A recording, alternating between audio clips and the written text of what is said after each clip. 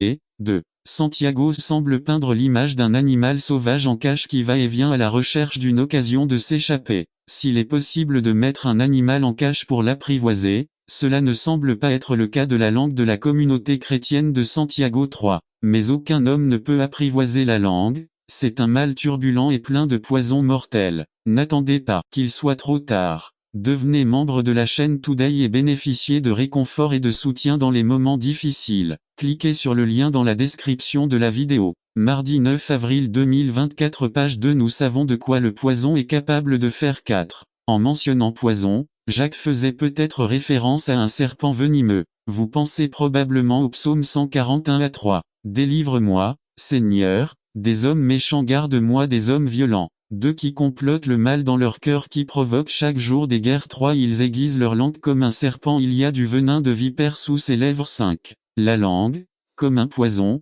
est capable de tuer. Oui, cela tue l'esprit, produit le découragement, arrête le progrès spirituel, et est souvent la cause de l'abandon de Dieu par certains. 6. Malheureusement, telle était la situation de la communauté chrétienne de Santiago. Malheureusement, c'est toujours le cas dans les communautés chrétiennes appelées églises. La situation est exacerbée lorsque ces églises ont tendance à s'appeler le reste. 2. Conclusion à dans la section suivante, Jacques va montrer que le langage empoisonné qu'il vient de décrire n'est pas le langage des païens, des méchants, des mondains, des gens en colère qui ne connaissent pas Dieu. 1. Santiago define ahora un monstruo de dos entidades différentes que usant una misma langa, 103, 9 à 10, con est la bandesimo a nuestro señor y padre, y con est la maldecimo a los hombre. Que en sido et chaud à la imageant de Dieu 10. De la même bouche sortent la bénédiction et la malédiction. 2. Jacques semble décrire une personne mentalement ou émotionnellement inadaptée, une personne avec une double personnalité.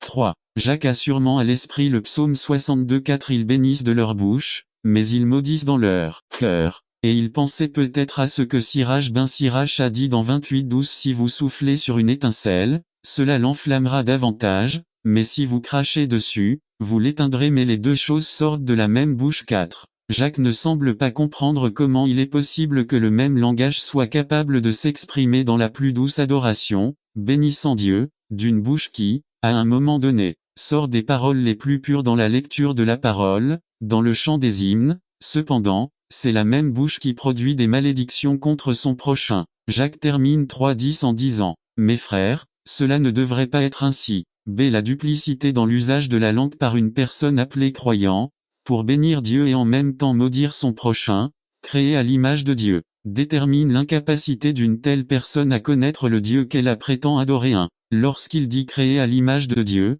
Jacques pensait peut-être à l'histoire de la création à saleté et mal, perdre la justice de Dieu. Texte. Jacques 1, 21. Lecture biblique. Colossiens 3, 8 à 10. Introduction à 1, 21b. Recevez avec douceur la parole. Implanté. C'est par ces mots que nous avons conclu le sujet de la semaine dernière, et c'est par ces mots que nous souhaitons commencer le sujet de ce soir. 1. Recevoir avec douceur. Quel synonyme donnerions-nous à douceur? Humilité, docilité, soumission, maniabilité. Mais le synonyme le plus proche est, sans colère, sans courage, sans rage. 2. Pourquoi? Parce que cela semble être l'antonyme de lent à la colère en 1, 19. Il me semble que cette traduction correspond bien au contexte de James 3. Que devons-nous recevoir avec douceur? Le mot implanté. Lorsque la parole de Dieu nous juge et lorsqu'elle nous dit certaines choses sans détour, l'humilité, la douceur ou la soumission impliquent l'acceptation de la réprimande de Dieu. 4. Il faut les faire sans colère, sans courage.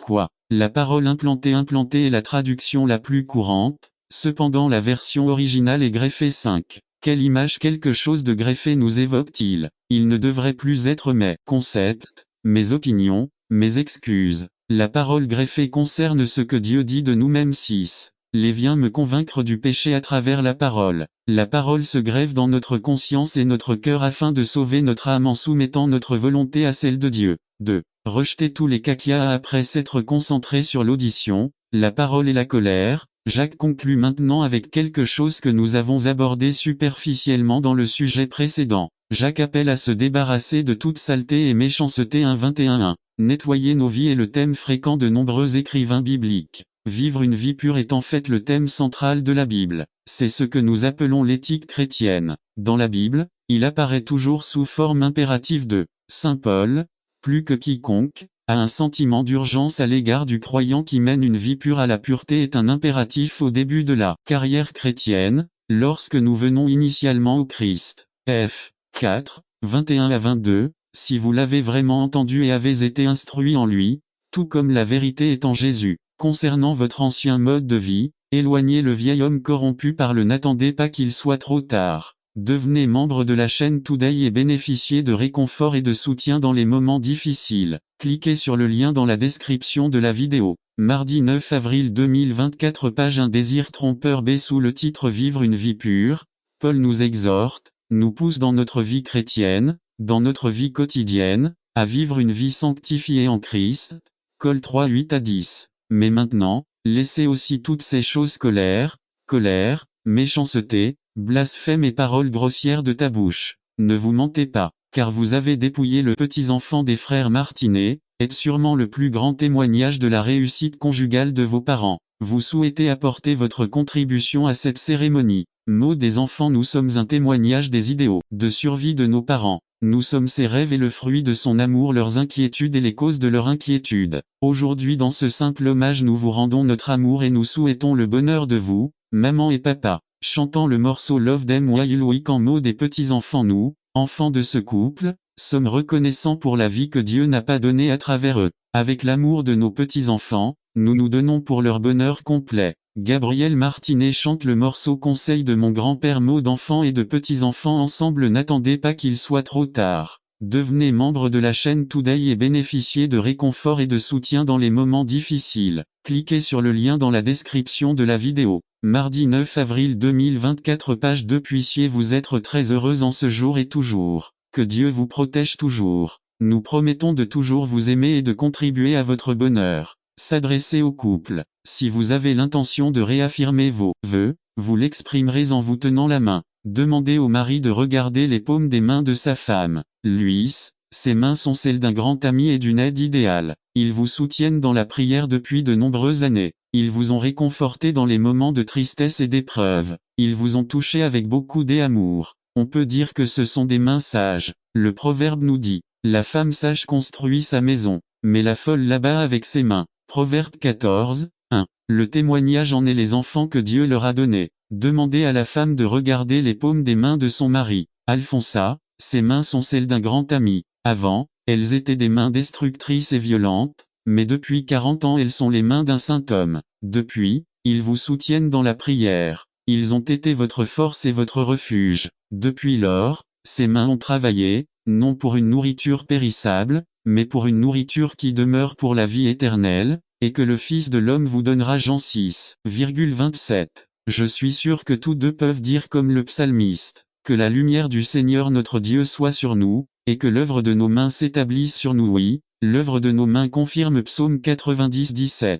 Pacte du sel. Le sel est un élément très important pour l'homme. Depuis l'Antiquité, le sel était utilisé pour des pactes importants, comme préservatif et aussi comme salaire. C'est de là que vient le mot salaire. Le dicton vous valez votre pesant de sel signifie que la personne a une grande valeur. Le sel est également utilisé pour nettoyer et guérir. La parole de Dieu dit que vous êtes le sel de la terre. Autrement dit, il nous considère comme très importants pour ce monde. Sans les chrétiens, le monde serait un endroit insipide et sans valeur. Sans Christ dans leur vie, leur mariage serait ennuyeux et sans valeur. En mettant un peu de sel dans le sac de chacun et en le mélangeant, vous confirmez un pacte conclu il y a des années. Par cela, vous affirmez que vos vies ont une grande estime l'une pour l'autre et que, tout et ne retient pas sa langue mais trompe son cœur, sa religion est vaine. 6. Ce message s'adresse uniquement à ceux d'entre nous qui ont une langue. Parce que nous tous qui possédons une langue sommes, d'une manière ou d'une autre,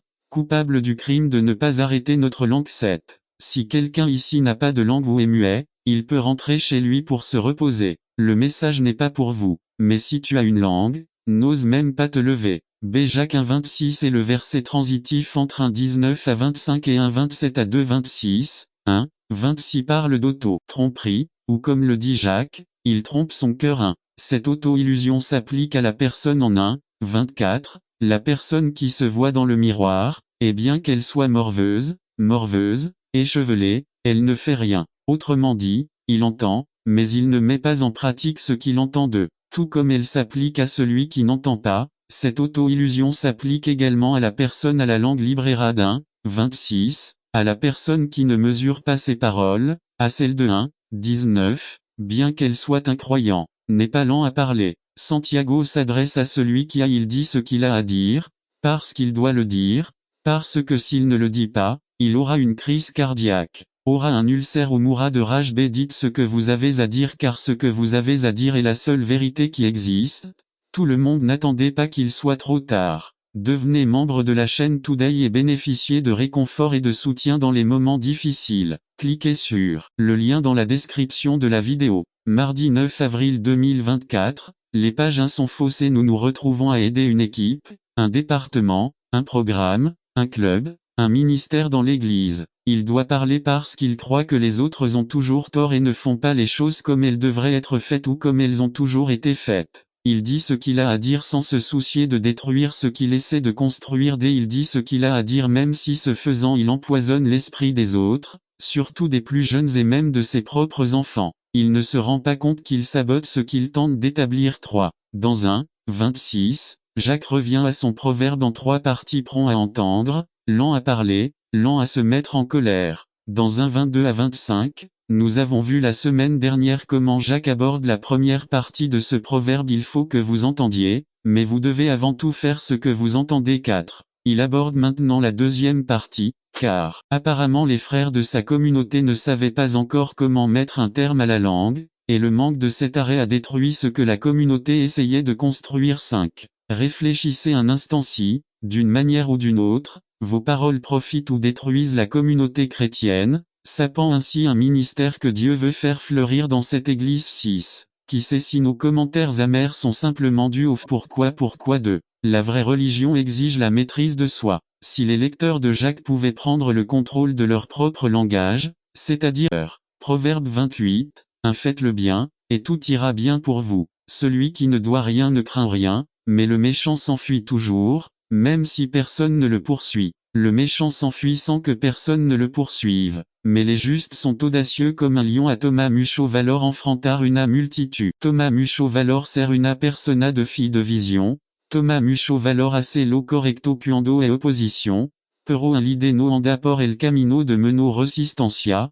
Porque ese camino casi nunca el se correct. 5. Ils bâtissent des personnes et des familles. Isaïe 58, 11 à 12. 11. L'Éternel te paîtra toujours, et rassasiera ton âme dans les sécheresses, et fortifiera tes os, et tu seras comme un jardin arrosé et comme une source d'eau dont les eaux ne tarissent jamais. 12. Et ton peuple bâtira les ruines antiques. Vous relèverez les fondements de génération après génération, et vous serez appelés. N'attendez pas qu'il soit trop tard. Devenez membre de la chaîne Today et bénéficiez de réconfort et de soutien dans les moments difficiles. Cliquez sur le lien dans la description de la vidéo. Mardi 9 avril 2024. Page 2. Réparateur de brèches, restaurateur de routes à habiter. À l'un des plus grands besoins des gens d'aujourd'hui est d'appartenir, d'être aimé et d'être nécessaire. Un vrai leader crée des relations durables et s'efforce de restaurer les personnes qui l'entourent. 6. Cela va plus loin. Proverbe 14 23. Chaque effort en vaut la peine, mais ceux qui parlent et n'agissent pas finissent dans la pauvreté. À une fonction du leader est d'aller plus en profondeur, de creuser et de faire des efforts dans tout ce qu'il entreprend. Un vrai leader connaît ses forces et ses faiblesses et ils n'ont pas peur de l'engagement et sont sûrs de leur désir dès quand vient l'heure des baptêmes. Je remarque qui est fiancé et qui ne l'est pas. Habituellement, ces gens ont un million d'excuses pour ne pas s'enfoncer plus profondément dans les eaux. 7. Ce sont des rêveurs. Jean 12 46. Je suis la lumière qui est venue éclairer ce monde. Celui qui croit en moi ne vivra pas dans les ténèbres. Einstein a dit que l'imagination est plus importante que la connaissance. Ce sont des rêves dans lesquels Dieu sème de grandes choses. C'est un vrai leader ose rêver l'impossible dès qu'il voit ce que tout le monde voit mais d'une manière différente. Quand vous rêvez pour la dernière fois, laissez la lumière de Jésus vous sortir des ténèbres vers les merveilles que Dieu a préparées pour vous. 8. Ils prennent soin les uns des autres. Marc 12, 30 à 31. 30. Aimez-le de tout votre cœur, c'est-à-dire avec tout ce que vous pensez, avec tout ce que vous êtes et avec tout ce que vous valez. 31. Et le deuxième commandement le plus important est, aime ton prochain comme tu t'aimes toi-même. Aucun autre commandement n'est plus important que ces deux-là. Si vous ne vous aimez pas, Vous ne pourrez jamais aimer personne. B. Prendre soin de vous physiquement est un signe de respect de soi. C. Vous ne pourrez pas réaliser quelque chose de grand si vous ne vous sentez pas bon. D. Un vrai leader c'est prendre soin de son corps. Difficile. Cliquez sur le lien dans la description de la vidéo. Mardi 9 avril 2024, appel page 2. Pas avec un petit ami qui disait qu'il m'aimait et maintenant il ne m'aime plus.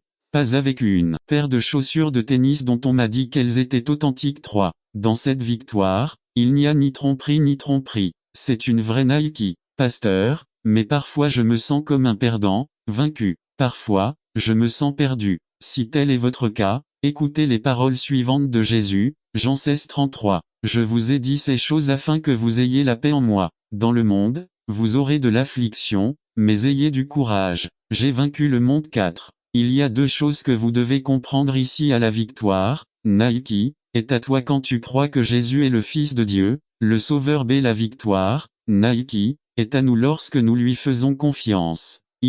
Conclusion. À chaque fois que vous voyez le symbole de la marque Nike, pensez à la croix et à sa signification. Victoire 1. Nike. Notre victoire en Jésus. Même si vous n'avez pas l'argent nécessaire pour acheter une paire de Nike, je veux que vous soyez sûr que vous pouvez toujours avoir des Nike, que vous pouvez toujours être propriétaire de la victoire 2. Au fil du temps, la société Nike a utilisé différentes publicitaires avec différents athlètes, joueurs de tennis, basketteurs, joueurs de baseball, boxeurs, etc. 3. Les athlètes sont utilisés lorsqu'ils sont au sommet de leur carrière. Une fois qu'ils deviennent mauvais, ils les quittent et cherchent quelqu'un d'autre qui est au sommet de leur talent. La société Nike ne veut pas que quelqu'un la représente qui ne soit pas très excellent dans son domaine. 4. Ce qui ne change pas dans les publicités Nike, ce sont les mots à la fin. Just do it. Que signifie faites-le. Cela signifie ne restez pas assis là, levez-vous et faites quelque chose.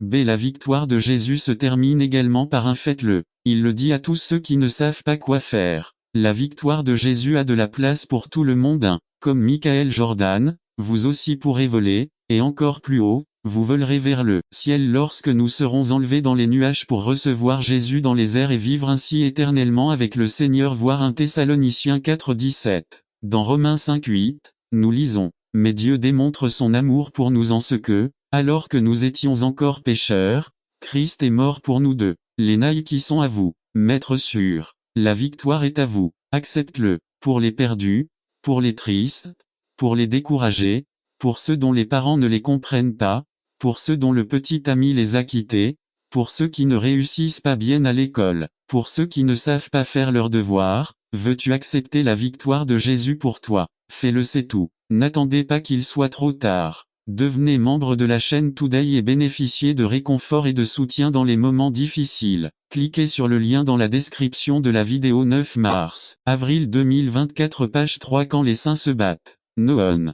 Résumé. Quand il y a des bagarres entre les saints dans l'église par Carlos Camarena. Quand les saints se battent. Noon. Texte. Jacques 4, 1-3. Lecture de la Bible. Philippiens. Paix et la considération que chaque croyant doit manifester envers ceux qui travaillent assidûment dans la vigne du Seigneur. Romains 13, 7. Soumission à la direction de l'Église. Obéissance et soumission aux pasteurs. Dans Hébreux 13, 17, il nous dit, « Obéissez à vos pasteurs et soumettez-vous à eux parce qu'ils veillent sur vos âmes, comme ceux qui doivent rendre compte afin qu'ils le fassent avec joie et sans se plaindre, car cela ne sert à rien. » B. À tous ceux qui aident et travaillent dans l'Église. Dans 1 Corinthiens 16, 15-18, la parole de Dieu dit, « Frères, vous savez que la famille de Stéphana est les prémices de l'Achaïe, et qu'elle s'est consacrée au service des saints. Je vous supplie de vous soumettre à des gens comme eux et à tous ceux qui aident et travaillent. Je me réjouis de l'arrivée d'Estéphana, Fortunato et Akeko, car ils ont compensé votre absence. Parce qu'ils ont réconforté mon esprit et le vôtre. Reconnaissez donc de telles personnes et soumettez vous les uns aux autres. Éphésiens 5, 21. Ce lieu correspond au leadership que Dieu a donné à chacun dans différents domaines y compris la zone de travail, où Dieu commande que nous nous soumettions à nos patrons comme au Seigneur. Dans Éphésiens 6, 5-7, il est dit 6, 5. Serviteurs, obéissez à vos maîtres terrestres avec crainte et tremblement, dans la simplicité de cœur,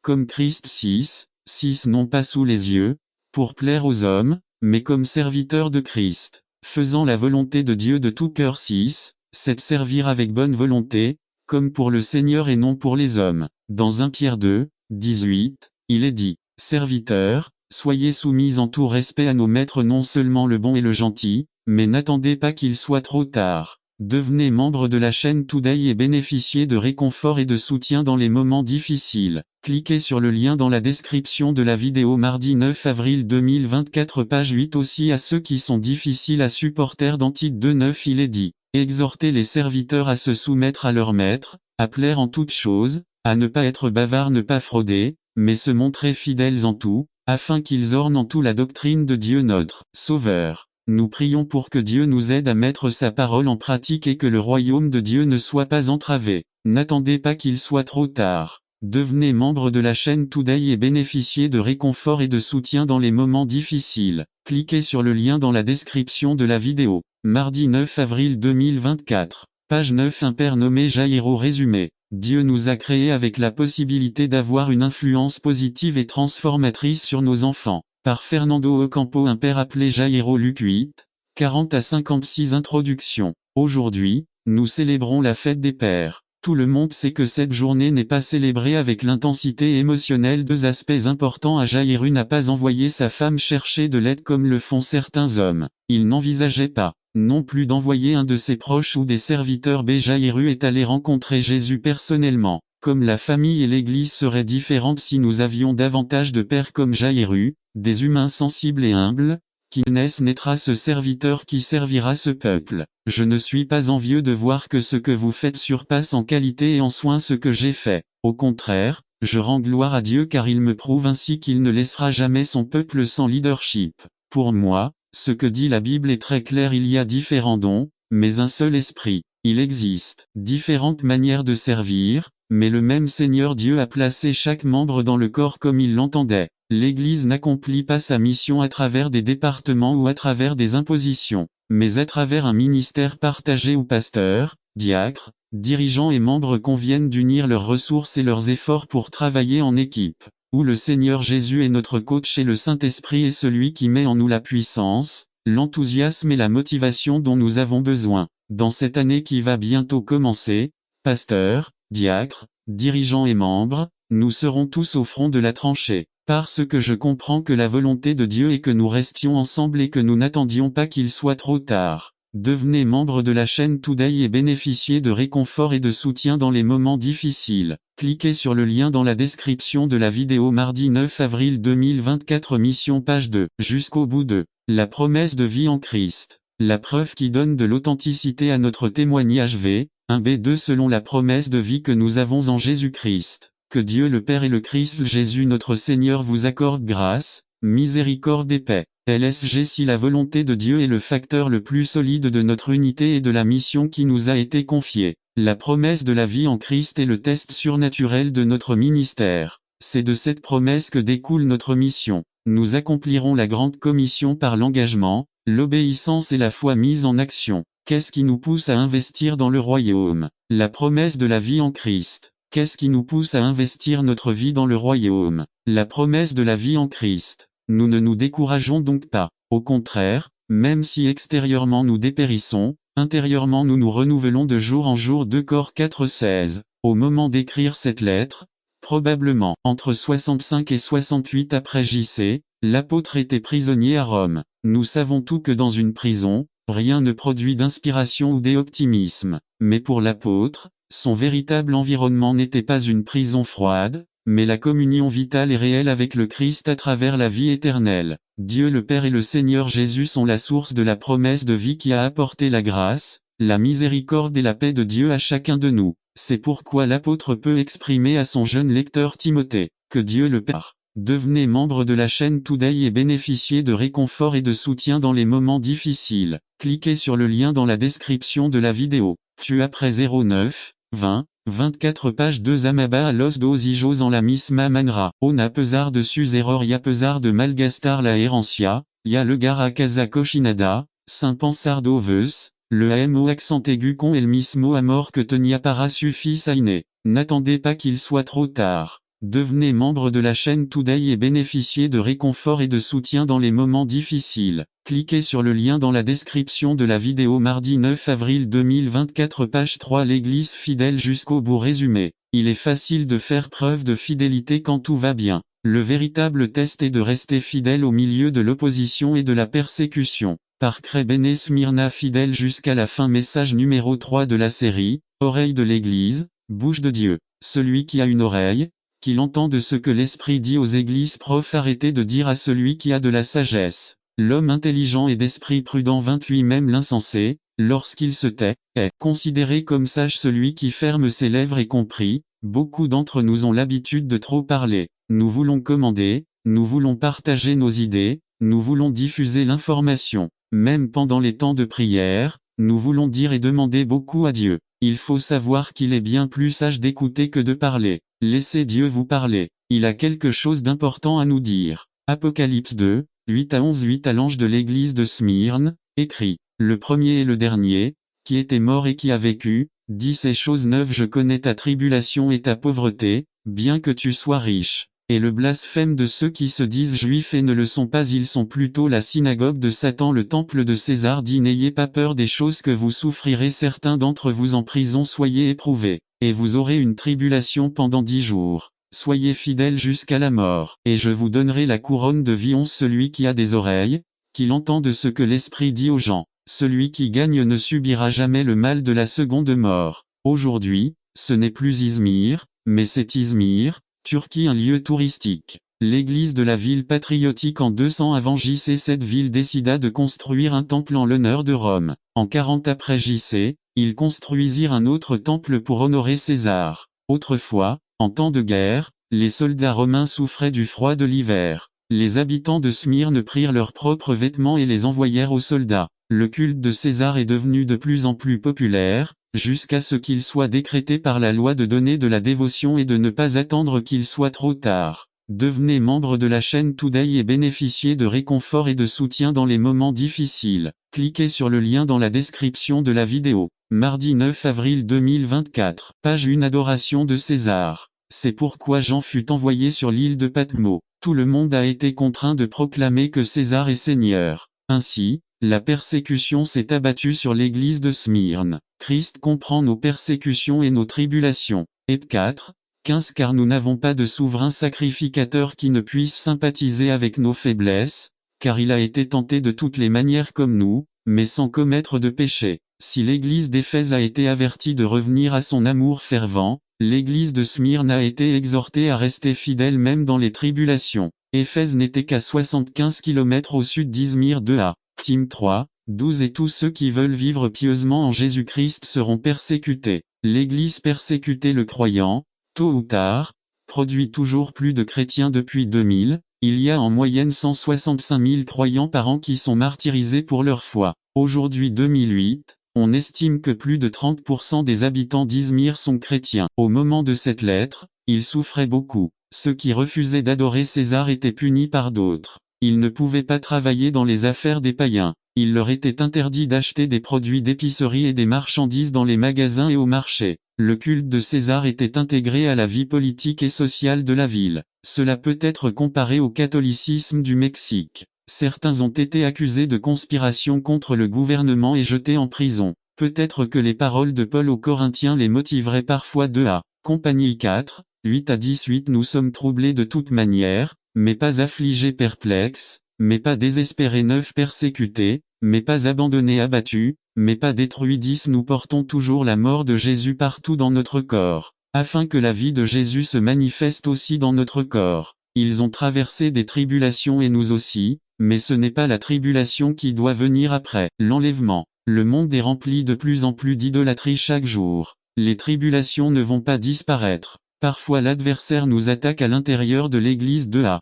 Cor 12:9 Et il me dit, ma grâce te suffit, car ma puissance s'accomplit dans ta faiblesse. C'est pourquoi je me vanterai plutôt plus volontiers de mes faiblesses, afin que la puissance du Christ habite en moi. N'attendez pas qu'il soit trop tard. Devenez membre de la chaîne Today et bénéficiez de réconfort et de soutien dans les moments difficiles. Cliquez sur le lien dans la description de la vidéo. Mardi 9 avril 2024 Page 2 MT 10, 28 Ne craignez pas ceux qui tuent le corps mais ne peuvent pas tuer l'âme. Craignez plutôt celui qui peut détruire l'âme et le corps en enfer. 2a. Tim 1, 7 Car Dieu ne nous a pas donné un esprit de crainte, mais un esprit de puissance, d'amour et de maîtrise de soi. Heb 13, 6. Nous pouvons donc dire avec assurance: L'Éternel est mon secours, et je ne craindrai pas. Que va me faire cet homme? Le Christ s'est présenté comme un exemple vs1. Il était mort et il vivait. Le premier avertissement était de ne pas avoir peur. Alors Christ nous donne un autre commencement. V2